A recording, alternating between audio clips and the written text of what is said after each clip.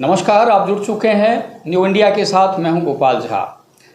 कांग्रेस काफ़ी बवाल की स्थिति में है। आज भी हमने देखा है कि इनकम टैक्स ऑफिस के सामने कांग्रेस जनों ने प्रदर्शन किया, केंद्र सरकार के खिलाफ नारे लगाए और प्रधानमंत्री नरेंद्र मोदी का पुतला भी फूंका। दूसरी तरफ राजस्थान में जो पंचायती राज संस्थाएं हैं, जैसे ग्राम पंचायत है, पंचायत समितियां हैं, उसके पुनर्गठन और सीमांकन की प्रक्रिया चल रही है, जिस पर भी कांग्रेस ने एक बड़ा सवाल उठाया है। उसमें भेदभावपूर्ण नीतियां अपनाई जा रही हैं। जो प्रक्रिया है वो सही नहीं है। आखिर माजरा क्या है? इन तमाम सवालों को जानने के लिए मेरे साथ हैं कांग्रेस के वरिष्ठ नेता, पंचायत समिति हनुमानगढ़ के प्रधान रहे और मौजूदा समय में भी आप कह सकते हैं कि पीपी की भूमिका निभा रहे हैं, यानी पंचायत समिति के जो प्रधान हैं उनके पतिदेव हैं दयाराम जाखड़ साहब। बहुत बहुत स्वागत है आपका। नमस्कार। जैसा मैं कह रहा था कि अभी जो गर्मी का माहौल है और इसमें सियासी तापमान जो है काफ़ी बढ़ता जा रहा है। ईडी के छापों से कांग्रेस बहुत ज़्यादा बौखला गई है और आज आप लोगों ने प्रधानमंत्री नरेंद्र मोदी का पुतला भी फूंका, अपना आक्रोश भी व्यक्त किया। क्या है मामला? एक तो मैं जहाँ साहब आपका बहुत बहुत धन्यवाद करता हूँ कि आज आपने मुझे टाइम दिया और ऐसा मौका भी दिया जिसमें अपने रूबरू हो रहे हैं जी।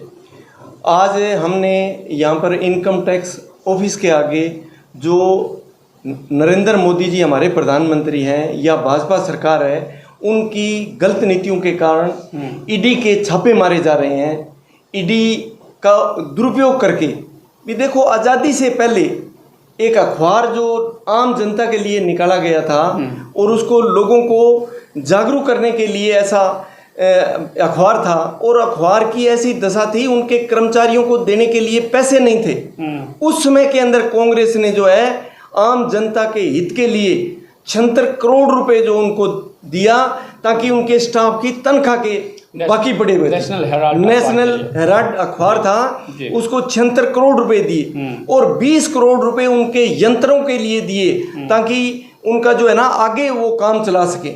इससे कोई पैसे लेन देन की बात नहीं हुई। और कब की ये जांच कर रहे हैं? हमें तो ये लग रहा है कि बीजेपी बौखला गई है और आज इस तरह के जो हथकंडे करके सरकारी संस्थाओं का दुरुपयोग करके, और कल जो परसों चलान चार्जशीट पेश की गई है कोर्ट के अंदर, हमारे जो विपक्ष के नेता राहुल गांधी हैं, हमारी संसदीय दल की नेता जो सोनिया गांधी है, उनके खिलाफ में ये बहुत ही निंदनीय है और उसकी आज सारे भारत के अंदर जो है निंदा हो रही है।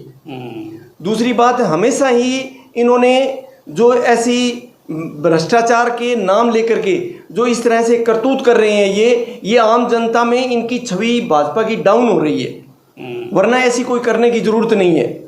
यानी आपका ये कहना है कि बीजेपी बौखला गई है। खैर, अभी अगर मैं कांग्रेस की बात करूं तो कांग्रेस, अगर सिर्फ हनुमानगढ़ जिले की मैं बात करना चाहूँगा, अभी डीसीसी की मीटिंग हुई थी और उसमें दो पक्ष आमने सामने हो गए, तो मैमे की स्थिति हो गई। तो ये सब देखकर कई बार लगता है कि प्रधानमंत्री नरेंद्र मोदी ने एक संकल्प लिया था कि भारत को कांग्रेस मुक्त बनाकर छोड़ेंगे।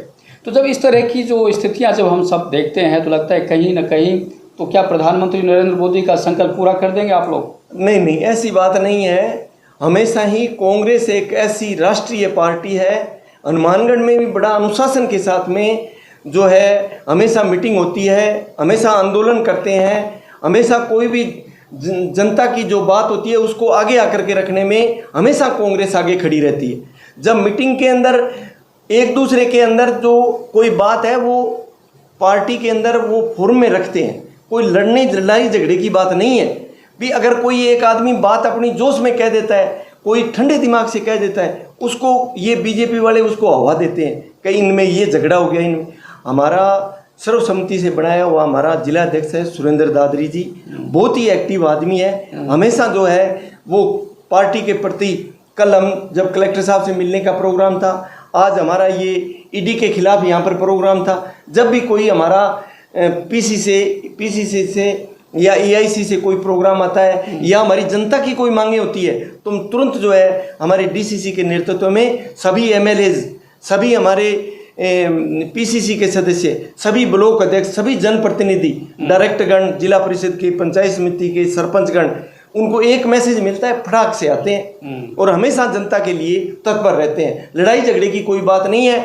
अभी आने वाले चुनाव के अंदर, नगर परिषद के अंदर, हम पंचायतों के चुनाव के अंदर इनको हम बताएंगे भी ये कांग्रेस का परिणाम है।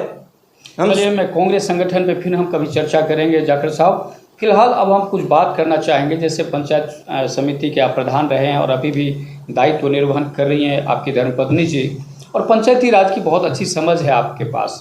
हम जानना चाहेंगे कि जिस तरह वर्तमान में पंचायत समिति और ग्राम पंचायतों के सीमांकन और पुनर्गठन की प्रक्रिया चल रही है, आप पूरे हनुमानगढ़ जिले के परिप्रेक्ष्य में अगर मैं बात करूं तो आप इसे किस तरह देखते हैं?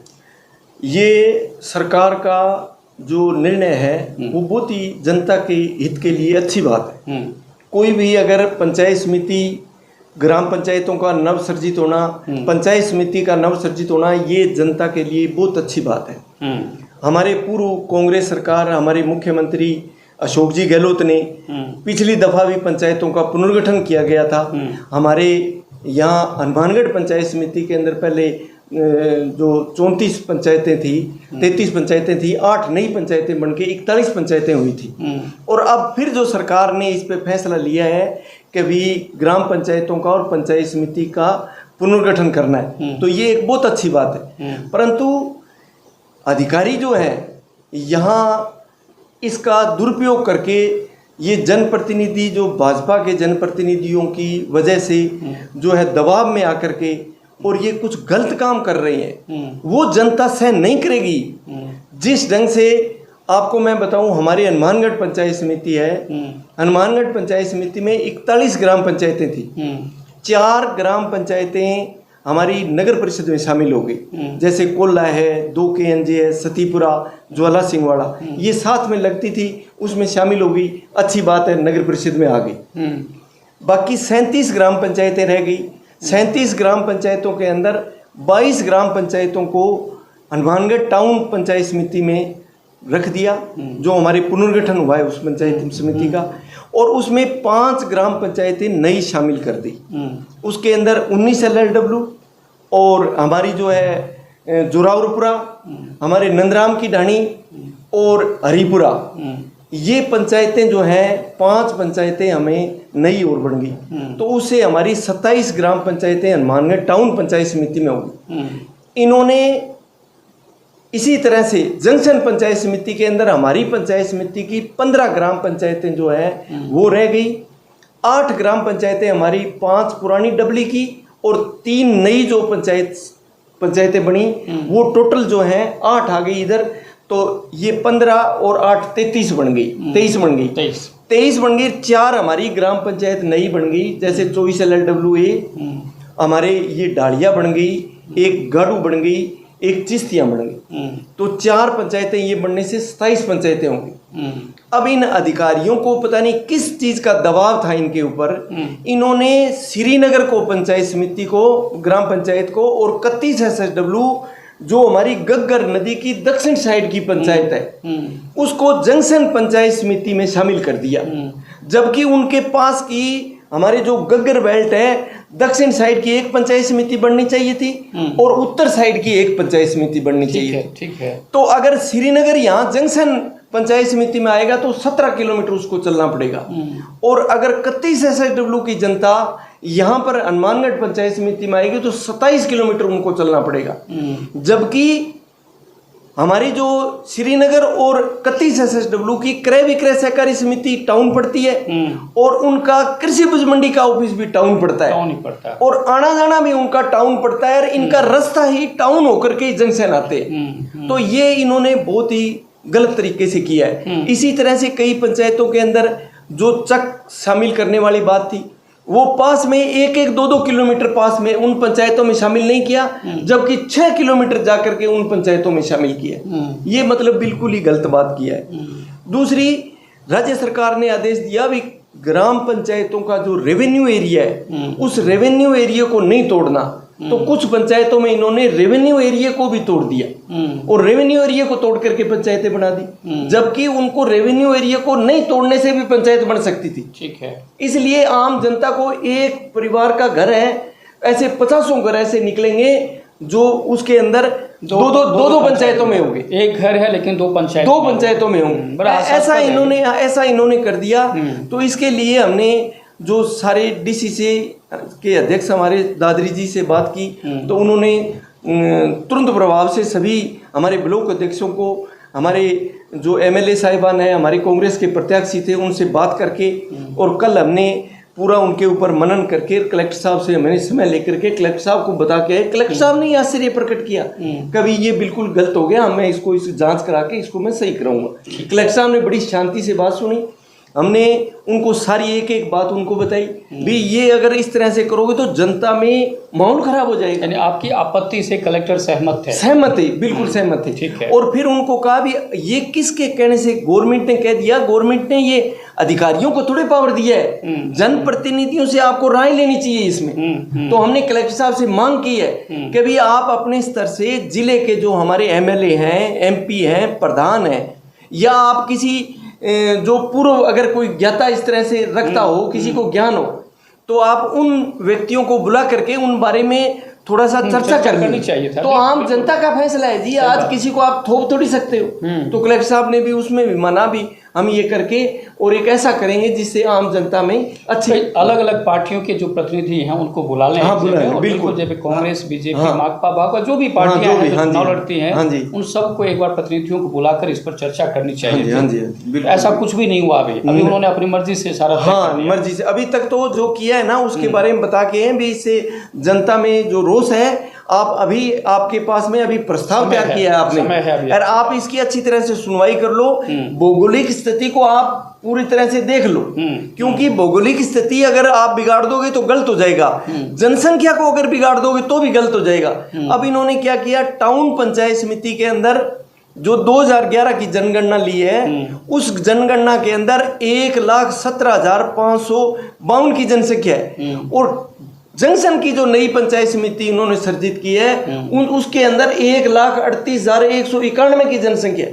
अब 21,000 रुपए का, 21,000 की जो जनसंख्या है उसका तो इसमें ही फर्क डाल दिया इन्होंने।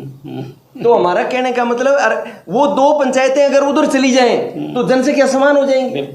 हाँ, तो ये ऐसी बातें हैं ना, ये इनको नहीं करना चाहिए, परंतु पता नहीं किसकी वजह से ये कर रहे हैं ऐसा। चलिए, अपने प्रशासन ने जो प्रस्ताव तैयार किया उसको आपने बड़ा गंभीरता से अवलोकन भी किया होगा।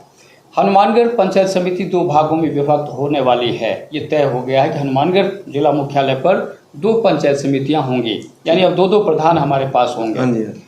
लेकिन अगर हम पूरे जिले के परिप्रेक्ष्य में बात करें, वे नौहर और भादरा पंचायत समिति भी काफ़ी बड़ी मानी जाती है, वहाँ पर क्या संभावना, कितनी नई पंचायत समिति की संभावना देखते हैं आप? बिल्कुल, वहाँ नौर जो पंचायत समिति बड़ी है उसके अंदर भी वो कोशिश में लगे हुए हैं, वहाँ भी जो पंचायत समिति एक बन जाए।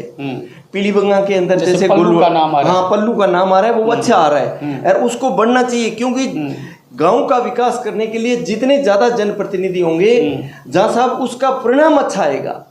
आज अगर किसी शिक्षित व्यक्ति अगर प्रधान बनता है, सरपंच बनता है, डायरेक्टर बनता है, तो उसका आम जनता को बड़ा बेनिफिट मिलता है। जैसे पीलीबंगा के अंदर पीलीबंगा पंचायत समिति है, उससे गोलूवाड़ा के अंदर 18 पंचायतों की पंचायत समिति बना रहे, मैं कह रहा हूँ बहुत अच्छा काम किया। पल्लू बनेगी तो पल्लू से हमें बड़ा अच्छा उससे संदेश जाएगा, बहुत अच्छी रहेगी वो भी। हाँ जी, हाँ। कांग्रेस पूरी तरह से कह रही है कि पुनर्गठन का कोई जो प्रक्रिया है बहुत ही पक्षपातपूर्ण है। क्या आपके पास इस दावे को समर्थन देने वाले कोई ठोस सबूत, कोई साक्ष्य है जिससे आपको लगता है कि बिल्कुल बीजेपी के लोगों ने बड़ा गुमराह किया है? गुमराह ये सामने बात है जी, मैंने जो बताई है श्रीनगर वाली और 31 SSWI, जब हमारी गग्गर बेल्ट जा रही है, ये व्यावहारिक नहीं है, व्यावहारिक नहीं है, ये व्यावहारिक और जनता, वहाँ की जनता जो है ना, कल आने के लिए जैसे ही हमने समाचार किया तो सरपंच साहब, डायरेक्टर सारे आ गए, कभी हम जो है ना हनुमानगढ़ टाउन में जाएंगे, जंक्शन में क्यों जाएंगे? बिल्कुल। और उनके साथ की पंचायतें टाउन में जा रही हैं और हम जाएंगे वहाँ, इतनी दूर क्यों जाएंगे? बिल्कुल। श्रीनगर की जो सरपंच है नवीन संधू, उन्होंने भी फोन करके बताया था मुझे, बिल्कुल हम लोग विरोध कर रहे हैं इसे, क्योंकि व्यावहारिक नहीं है। अगर सरकार की तो ये मंशा है कि दूरी भी कम हो जाए, लोगों को ज्यादा लाभ मिले, लेकिन आप उसको और ज्यादा दुविधा में डाल रहे हैं, तो निश्चित रूप से। अच्छा, कल दोनों ग्राम पंचायतों के सरपंच हमारे 31 SSW के मान साहब भी साथ थे, नवनीत जी भी हमारे श्रीनगर के साथ थे, जिला प्रमुख भी साथ थी। तो उन्होंने भी ये आकर के वहाँ का भी हमारे साथ ये जस्ती हो रही है।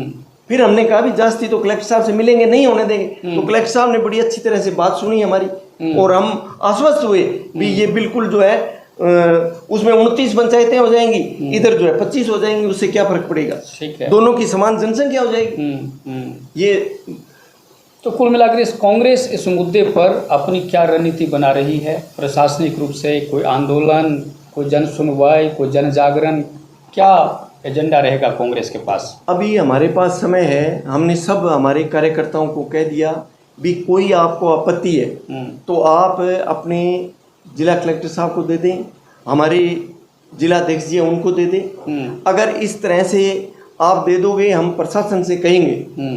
वैसे कलेक्टर साहब बड़े अच्छे एक्टिव आदमी और हर व्यक्ति की बात सुनते हैं, तो बात सुनते हैं, हमें इनके ऊपर भरोसा है कलेक्टर साहब पे भी ये सही बात पे अडिग रहते हैं और काम करने के भी मास्टर है। कुल मिलाकर जो भी दुविधा है उसको दुविधा इसको दूर कर देंगे। और वर्करों को भी हमने कह दिया भी आप ले आओ, अगर जायज बात होगी तो आपकी हम जायज बात करवाएंगे। ठीक है, हाँ ठीक है। तो ये थे दयाराम जाखड़ साहब, जिन्होंने बहुत ही साफगोई से, बेबाकी से अपनी बात रखी है। अगले एपिसोड में किसी और सक्सेस के साथ हम मुखातिब होंगे। दीजिए इजाज़त, नमस्कार। नमस्कार।